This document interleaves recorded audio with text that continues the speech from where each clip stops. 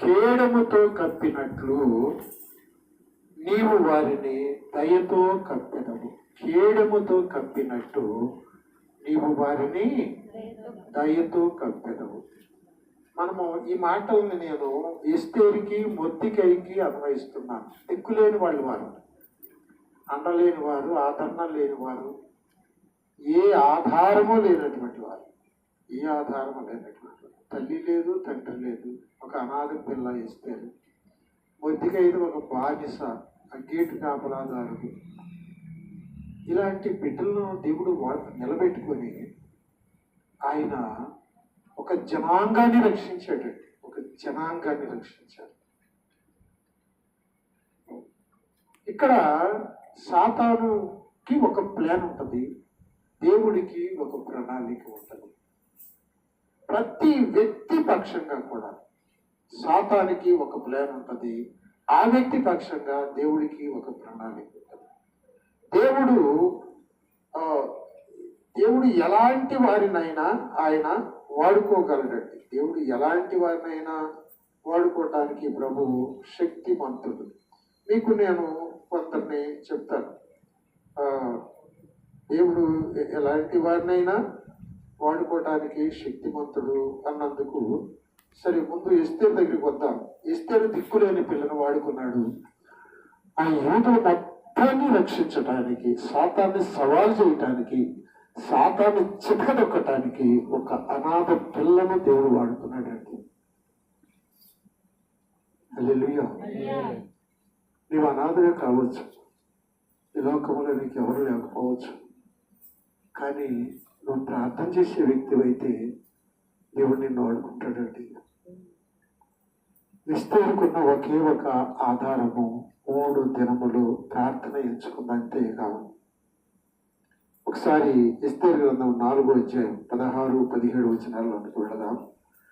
నేను అంశం ఏంటంటే, కేడముతో కప్పినట్టు నీవు వారిని కప్పెదవు, నిన్ను ఆశ్రయించే వారిని కప్పెదవు. అది నిన్ను ఆయన ఆశ్రయించే బిడ్డలను కేడముతో కప్పినట్టుగా దయతో ఆయన కప్పుతాడంట. వారిని చూసిన వారి అందరికీ దయ కలుగుతుంది. చదువు ఒకసారి ఎస్తేరు గ్రంథము 4వ అధ్యాయం 16-17 వచనాలు తీసుకున్నాను.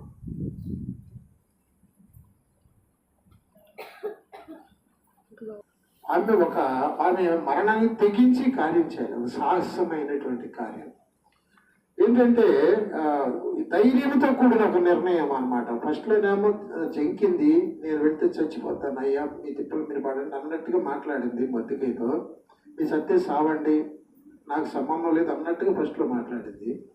ఎప్పుడైతే మొర్దెకై హెచ్చరించాడో, ఏమనుకుంటున్నావు నువ్వు నీ ఇంటి వారిని నశిస్తారు, నువ్వు నరకానికి వెళ్తావు, జాగ్రత్త అని ఎప్పుడైతే హెచ్చరించాడో, నిజంగా అండి దైవాత్మ కలిగిన బిడ్డలు హెచ్చరికకు ఎమ్మడి తిరుగుతారండి.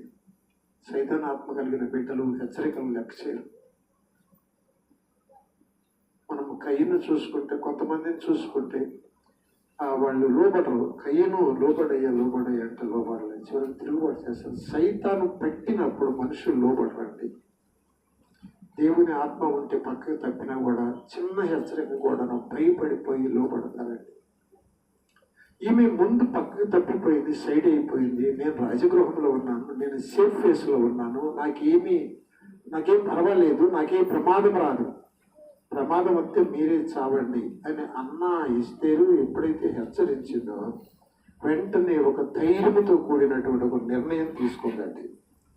ఆ దినాల్లో ఉన్న రూల్స్కి వ్యతిరేకంగా నిర్ణయం, రాజశాసనాలకు అక్కడ ఉన్నటువంటి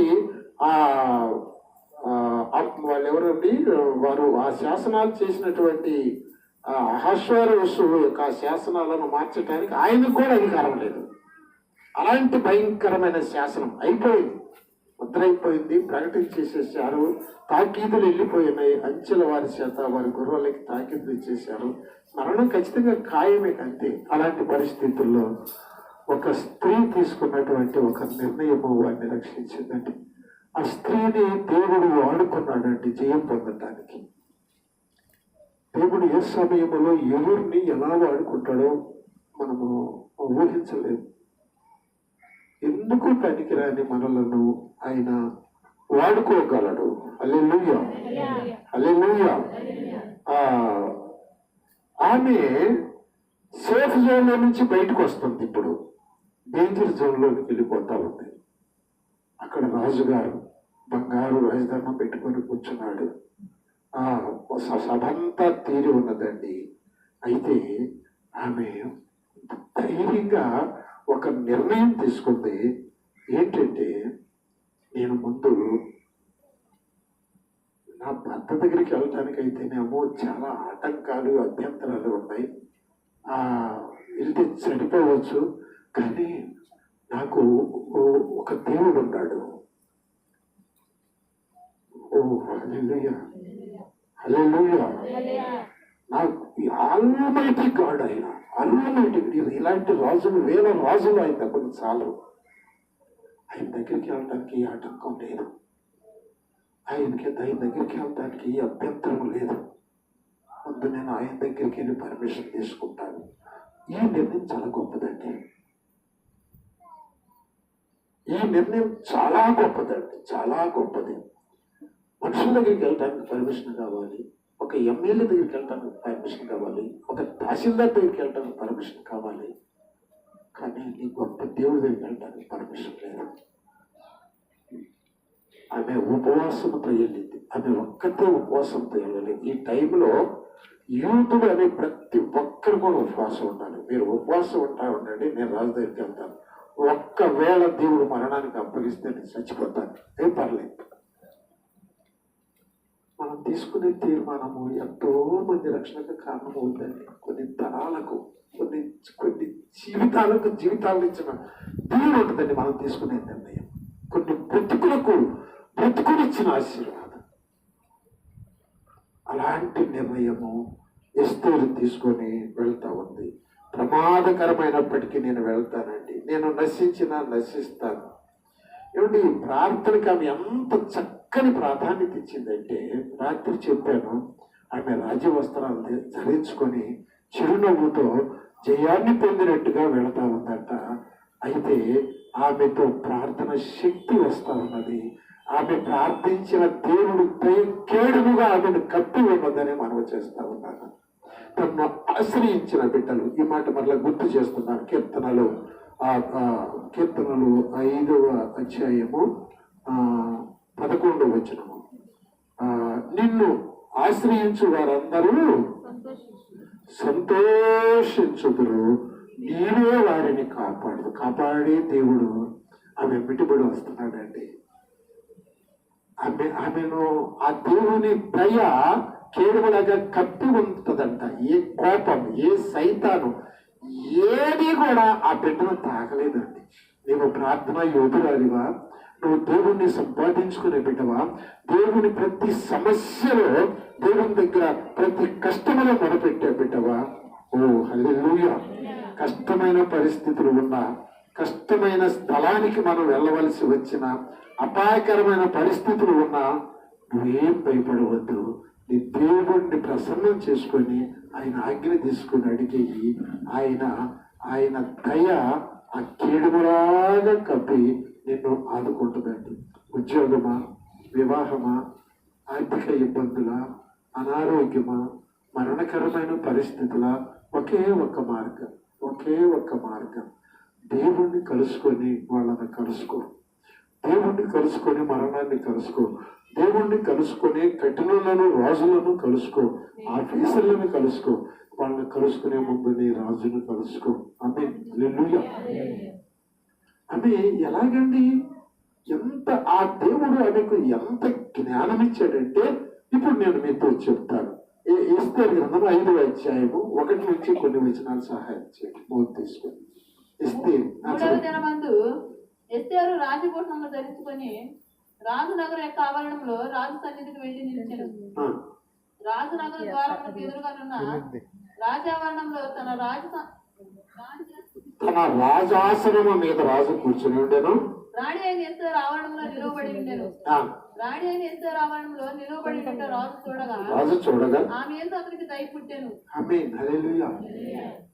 ఇక్కడ చూడండి, ఆమెను చూడగానే దయ పుట్టిందంట.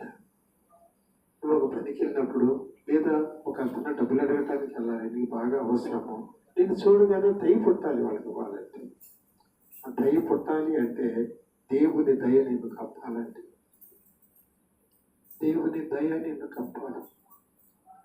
నేను ఇంటర్వ్యూకి వెళ్ళి నిలబెట్టాను, నా సర్టిఫికెట్స్ ఇచ్చాను. నేను చెప్పాను కదా రాత్రి, అవి higher secondary multipurpose course. Officers చూసి ఏంటయ్యా నువ్వు అసలు 10th క్లాస్ పాస్ అయ్యవా లేదా అన్నాడు.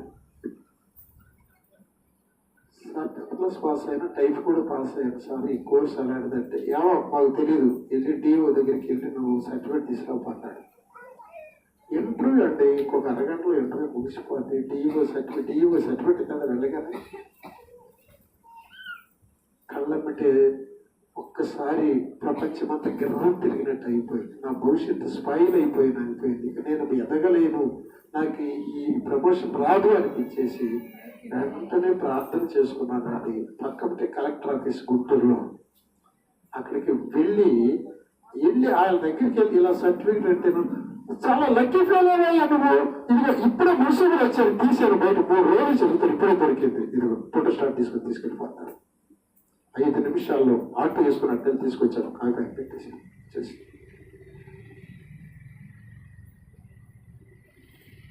ప్రార్థన చేసేది కన్నీటితో చెప్తున్నాను. ఎక్కడికి వెళ్ళినా నీ దేవుడిని అడిగేళ్ళు. ఒకరోజు కాదు, ఉపవాసంతో 3 రోజులు, ఆమె కాదు సమాజం అంతా ఉండమంత. అసలు చూడండి, ఆ జ్ఞానం చూడండి. అదే ఓకే. రాజు దగ్గరికి వెళ్ళింది, రాజు దండము చాపాడు. 7వ వచనం చదవరు తల్లి, 7వ వచనం చదువు. ఎస్తేరు ఇలాగూ ప్రత్యుత్తరం ఇచ్చాను, రాజు అయిన తమ దృష్టికి నా ఎడల దయగలిగి నా మనవి చొప్పున నా కోరిక చొప్పున జరిగించుట రాజు అయిన తమకు అనుకూలమైతే, రాజు అయిన తామును హామానును మీ నిమిత్తము నేను చేయింపబోవు ఇందునకు రావలను. రాజు అయిన తాము చెప్పినట్లు రేపటి దినమున నేను చేయుదును, ఇదే నా మనవియు నా కోరికయు అనిను. హల్లెలూయా చెప్పండి. ఇక్కడ 3వ వచనంలో ఆ రాజు ఆ రాజధానాన్ని చాసి ఆ ఎస్తేరుతో మాట్లాడతాడు. చదువు అక్కడ 3వ వచనము. రాజు రాణి అయిన ఎస్తేరు ఏమి కావాలను, నీ మనవి ఏమిటి, రాజ్యంలో సగం మట్టుకు నీకు అనుగ్రహించేదని ఆమె. అసలు ఏంటి మాటలు వినట్రా, ఏంటంటాయి అసలు సగం రాజ్యం ఎటువంటి రాజు? సామాన్యం సగం రాజు 127 సంస్థానాల్లో ఆమెకి ఎన్ని సంస్థానాలు ఇచ్చేస్తాడు చెప్పే మా విజయ కుమారి? 50 14 వేసుకో, లేదా 13 వేసుకో, తగ్గించేసుకో, 64 సంస్థానాలు, 64 రాజ్యాలు ఇచ్చేస్తాను అన్నాడండి. ఏమి దయ అండి ఇది? కేడుముగా కప్పిన దయ ఏమి దయ అండి? ఆ దయ ఎట్లా వస్తుంది మనకి? ఎట్లా వస్తుంది? నువ్వు ప్రార్థన చేస్తావా? నువ్వు ప్రార్థన చేస్తావంటే దేవుడు ఆలకిస్తాడా? నువ్వు దేవుణ్ణి ఆశ్రయించే బిడ్డవేనా? దేవుని వాక్యానికి అనుగుణంగా మలుసుకునే బిడ్డవేనా నీవు? లేకపోతే ఈ కీర్తనలో చెప్పినట్టుగా ఆ 5వ కీర్తనలో ఒకసారి చూడండి, 5వ కీర్తన 9వ వచనంలో ఒక మాట అంటారు, అలాంటి వారి మీద దేవుడి దయ కప్పబడుతుంది. చూడండి, 5వ వారి నోట యథార్థత లేదు, వారి యథార్థత లేదంట. వాళ్ళు వారి అంతరంగము నాశనకరమైన గుంట, వారి కంఠము తెరిచిన సమాధి, వారు నాలుకతో ఇచ్చకమలాడుదురు. దేవా, వారు నీ మీద తిరుగుబడి ఉన్నారు, వారిని అపరాధులుగా తీర్చుము. వారు తమ ఆలోచనలో చిక్కుబడి కూలుదురు గాక. వారు చేసిన అనేక దోషములను బట్టి వారిని వెలివేయము. చాలమ్మా, చాలు చాలు.